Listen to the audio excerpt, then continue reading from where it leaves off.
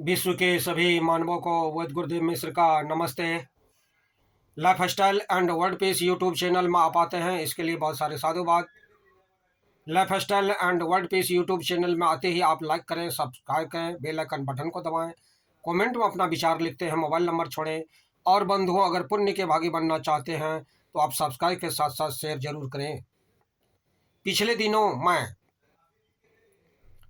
योगा कर्मसु कौशलम पर चर्चा किए थे, उसके बाद यम बता चुके हैं और यम के बाद अब तीसरा आता है नियम।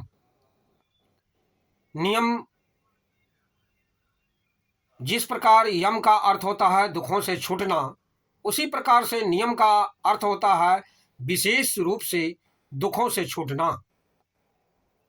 यम सामाजिक अनुशासन है, जबकि नियम व्यक्तिगत अनुशासन है। यम नियम में अंतर, इस संसार में रहते हुए हमें परस्पर व्यवहार करने होते हैं। व्यवहार किनके साथ करने होते हैं? यथा परिवार, समाज, राष्ट्र व विश्व के साथ करते हैं। हम जानते हैं कि व्यक्तिगत जीवन के साथ साथ परिवार, समाज, राष्ट्र व विश्व का संबंध बहुत सूक्ष्म तथा गहरा होता है। आत्मा के परमात्मा से मिलन के मार्ग पर चलने वाले साधक को सभी प्राणियों के साथ स्वयं को शुद्ध, निर्मल व पवित्र रखते हुए व्यवहार करने होते हैं। यम का संबंध अन्यों के साथ साधक का व्यवहार कैसा हो, इससे है, जबकि नियम का संबंध के जीवन को साधना के द्वारा ऊंचा कैसे उठा सकते हैं। विशेष रूप से अपने स्वयं के दुखों से छुड़ाने वाला होने के कारण इसे हम नियम कहते हैं। आत्मोक्षार्थ जगत हिताय च, आत्मोक्षार्थ मेरा कैसे होगा, ये नियम के अंतर्गत आते हैं। हमारे पतंजलि ऋषि इसी को परिभाषित किए हैं और वे बताते हैं, शौच, संतोष, तपः, स्वाध्याय, ईश्वर, प्राणी, दान, ध्यानानि नियमः। अर्थात शौच, संतोष, तप, स्वाध्याय और ईश्वर प्राणिधान, यह 5 नियम है। शौच शुद्धि, निर्मलता, पवित्रता को हम शौच कहते हैं। शौच के बारे में हमें पूर्ण जानकारी होनी चाहिए। शौच का अर्थ क्या होता है? शौच व्यापक परिभाषा है। शुद्धि 2 प्रकार की होती है, बाह्य शुद्धि, अभ्यंतर शुद्धि, आंतरिक शुद्धि। शुद्धि में अगर हम व्यापक रूप से शुद्धिकरण हमारा नहीं होता है तो बाह्य शुद्धि में आते हैं वस्त्र, पात्र, स्थान, खान पान एवं धन उपार्जन को पवित्र साधनों द्वारा करना, शरीर को बाहर से पवित्र रखना, इसके अंतर्गत ये आते हैं। आंतरिक शुद्धि विद्या, सत्संग, संयम, ज्ञान, स्वाध्याय, सत्य एवं धर्म आधारित आचरण से मन व बुद्धि को पवित्र रखना ही आंतरिक शुद्धि है। हमारे मनु जी इस संबंध में वो कहते हैं, अधिभागात्राणि शुद्धयति मनः सत्येन शुद्धिमयते, विद्या तपोभ्यां भूतात्मा बुद्धि ज्ञानार्जने शुद्धीयते। यह मनुस्मृति के अंतर्गत आते हैं। अर्थात जल से शरीर के सभी अंग पवित्र होते हैं और मन सत्याचरण से विपरीत एवं विकल्प आदि से रहित ज्ञान से बुद्धि शुद्ध होती है। जीवात्मा तप के आचरण द्वारा निर्मल बने चित्त से अपने मूल स्वरूप को प्राप्त करती है। यही आत्मा की शुद्धि है। आज के युग में अधिकांश लोग बाहरी शुद्धि के लिए ही प्रयत्नशील रहते हैं। बाहर से चमकना ही पर्याप्त नहीं है। हमारी दृष्टि अंदर नहीं जा रही है। अंदर अत्यधिक मल, काम, क्रोध, मद, लोभ, मोह, मत्सर ये भरे हुए हैं। अंदर से कुछ और बाहर से कुछ दिखाई दे रहे हैं। दिखाने की प्रवृत्ति हमारी बढ़ रही है। यही मानसिक तनाव का कारण भी है। परंतु मन की शुद्धि के बिना नहीं चल सकता है। मन की शुद्धि के बिना शांति, संतोष, उपासना आदि कारक नहीं हो सकते। हमारे किसी भी व्यवहार से जब व्यक्ति नहीं जुड़ सकता तो हम परमात्मा से कैसे जुड़ेंगे? शुद्धि कहाँ से प्रारंभ करें?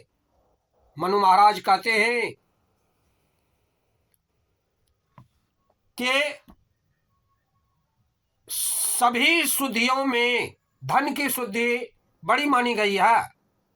जो धन से शुद्ध है वही शुद्ध है, न कि मिट्टी पानी से शुद्ध है। मानव आज मनुष्य अत्यंत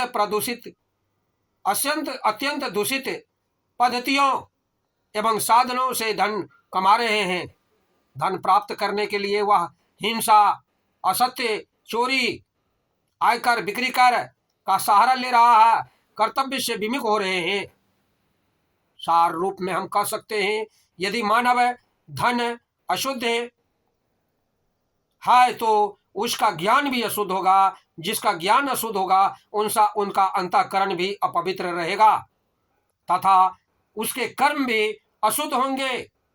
एक असत्य को छुपाने के लिए अनेक बार असत्य आचरण करना होगा तो मन का शांत होना कैसे संभव है?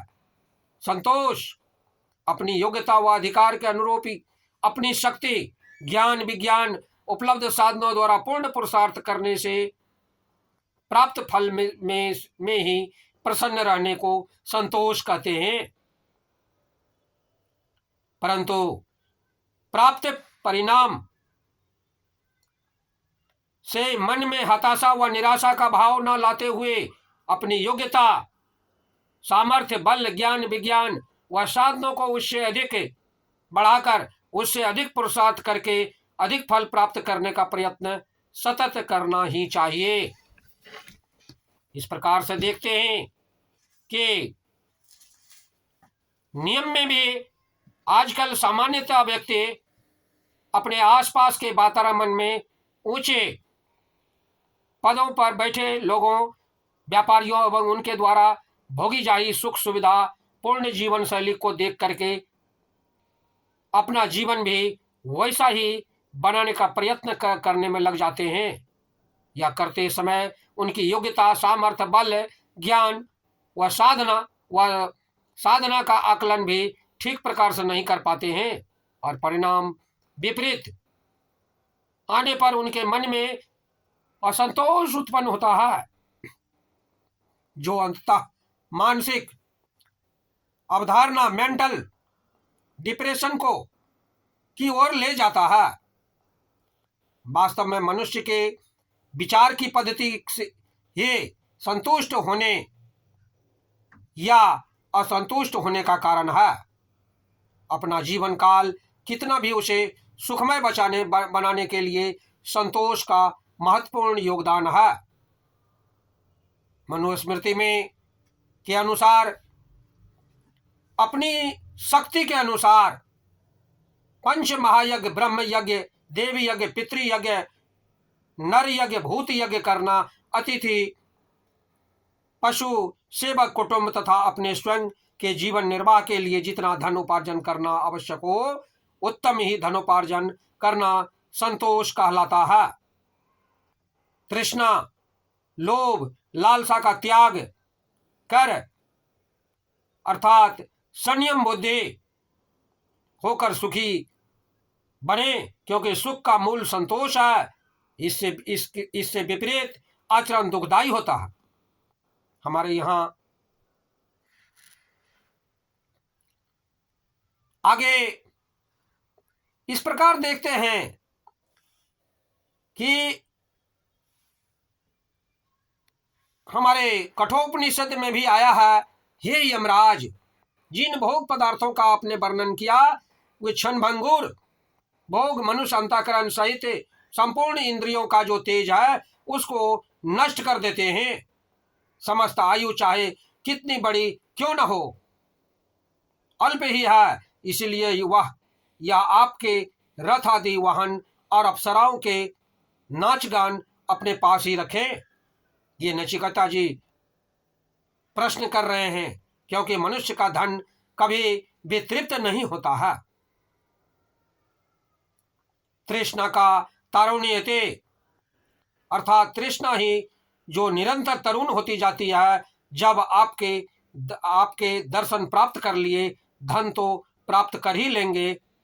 आप जब तक शासन करते रहेंगे तब तक हम जीते रहेंगे। अतः भोग पदार्थों का क्या मांगना, क्योंकि मेरे मांगने लायक वर तो आत्मज्ञान ही है। मनुष्य कभी भी अपनी आयु से अधिक नहीं जी सकता।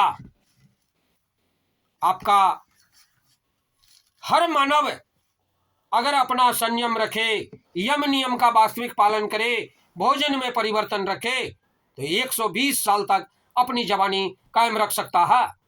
अतः हे आचार्य, मुझे आत्मज्ञान का ही वरदान दीजिए। जो आत्मज्ञानी होते हैं वे दीर्घायु होते हैं, वे हर तरह से परिपूर्ण होते हैं। अतः हमें इसका सदैव प्रयास करना चाहिए, सदैव इसका जो है हम इसके अनुसार अपने जीवन को गुजारें और उसके अनुसार ही हम अपना जीवन के लिए आगे बढ़ावें। बंधुओं, हमारे चैनल में आते हैं इसके लिए बहुत सारे साधुवाद। आप नियम में भी अभी लगातार धारावाहिक लंबी कई भाग में चलता रहेगा, क्योंकि नियम बहुत बड़ा है। नियम का भाग, नियम पर चर्चा हम करते करते लगातार कई दिनों तक करेंगे, तब जाकर के ये संपादित होगी। तो बंधुओं, आप पुण्य के भागी बनना चाहते हैं तो आप सब्सक्राइब के साथ साथ शेयर जरूर करें। धन्यवाद, नमस्कार।